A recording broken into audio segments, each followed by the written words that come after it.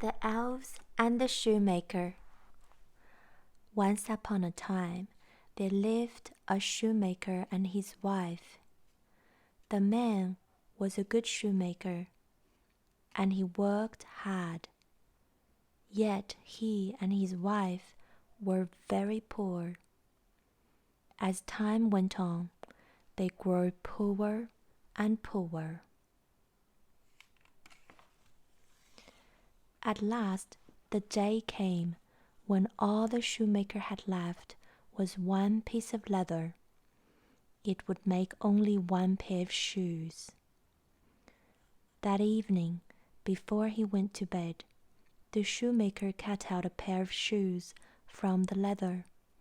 Then he left them on his workbench, all ready for him to sew the next morning. As they were going upstairs to bed that night, the shoemaker spoke sadly to his wife. "I have used my last piece of leather," he said. "I have cut out one pair of shoes. Tomorrow I will sew them. When they're sewed, I do not know what will become of us." The next morning, the shoemaker got up early and went into his workshop, ready to make the shoes. On his bench, instead of the leather he had left cut out, he found a pair of shoes already made. He was astonished and did not know what to think.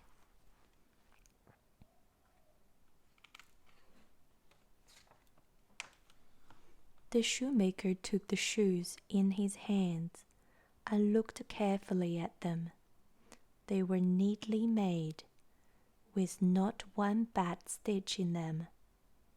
He showed the shoes to his wife, who said, "I have never seen a pair of shoes so well made. They are perfect." The shoemaker and his wife could not think who had sewn the shoes. The same morning, a lady came into the shop to buy a pair of shoes. The shoemaker showed her the pair he had found on his bench. She said, "I have never seen such well-made shoes." The lady tried on the shoes, and they fitted her perfectly.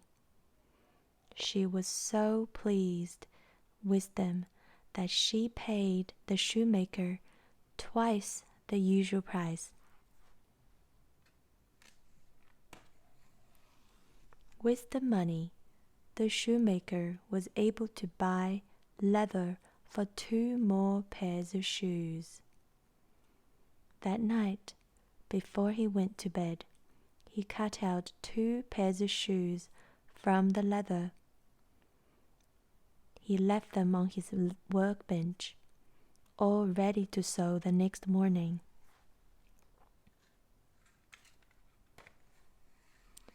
The next morning, the shoemaker got up early and went into his shop to make the shoes. But he had no need to do so. On his bench, he found 2 pairs of shoes already made. He took the shoes in his hands and looked carefully at them. Once more, he found that they were neatly made, with not one bad stitch in them. That morning, a man came into the shop to buy some shoes. The shoemaker showed him the 2 pairs of shoes he found on his bench. The man said, "I have never seen such well-made shoes." He was so pleased with them that he bought both pairs of shoes and paid the shoemaker twice the usual price.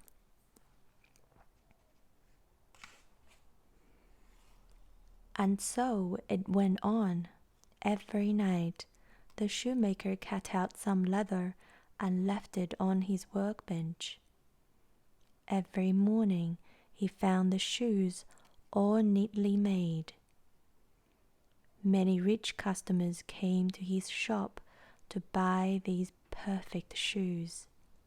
So, in time, the shoemaker and his wife became rich. One evening, not long before Christmas, when the shoemaker had finished cutting out shoes, he went to his wife. "We still do not know who sews the shoes for us," he said. "Shall we stay up tonight to see who it is that helps us?" His wife thought that this was a very good idea, so she lighted up a candle, and they went into the workshop. They hid themselves in a corner of the room. Then the shoemaker and his wife waited quietly and watched to see what would happen. For a long time, nothing happened. Then, just as the clock struck midnight, the door of the workshop opened quietly. In came two tiny elves. They were dressed in old clothes, and their feet were bare. They did not see the shoemaker and his wife, who were hiding in the corner, watching them. The elves jumped onto the workbench and took up the shoes that were cut out. They began to stitch and sew and hammer. They worked so neatly and so quickly that the shoemaker could hardly believe his eyes.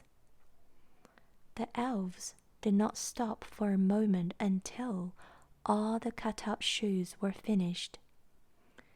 Then they ran quickly away.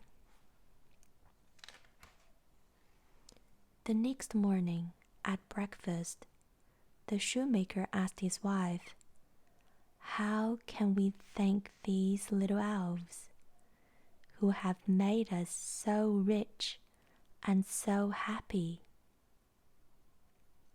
"I know what we can do," said his wife. "We can make them new clothes and shoes. Their own clothes are ragged and their feet are bare." During the evenings that followed, the shoemaker and his wife began to make new clothes for the elves. The shoemaker chose the softest leather he could find. He cut out two of the tiniest pair of shoes ever seen. Then he stitched the shoes as carefully as he could. The shoemaker's wife cut out two white shirts, two small green jackets, and two pairs of trousers to match. She sewed them with tiny stitches. She made two little caps, each with a feather on it. She also knitted two pairs of tiny white stockings. By Christmas Eve, the tiny shoes and clothes were finished. The shoemaker cleared the leather and the tools from his workbench. He and his wife laid their presents on the bench instead of the usual work. Then they hid themselves as they had done before and waited to see what the elves would do. Just as the clock struck midnight, the door opened quietly. As before, the two elves came running in. They still wore old clothes, and their feet were blue with cold. They jumped onto the bench, ready to get to work at once. But there was no leather on the bench, only the tiny clothes. The elves were astonished at first, and then they were delighted. In no time at all, they were out of their old clothes. Then they dressed themselves in the beautiful new clothes, the green jackets and trousers, the white shirts and stockings, the soft leather shoes and little caps, with the feathers that nodded as they laughed. Then they joined hands and danced around singing, "Now we are boys so fine to see, we need no longer cobblers be." At last they danced happily out of the door. The shoemaker and his wife never saw the little elves again. But from that time, good luck was always with them. They were rich and happy for the rest of their lives. Thank you for listening, boys and girls.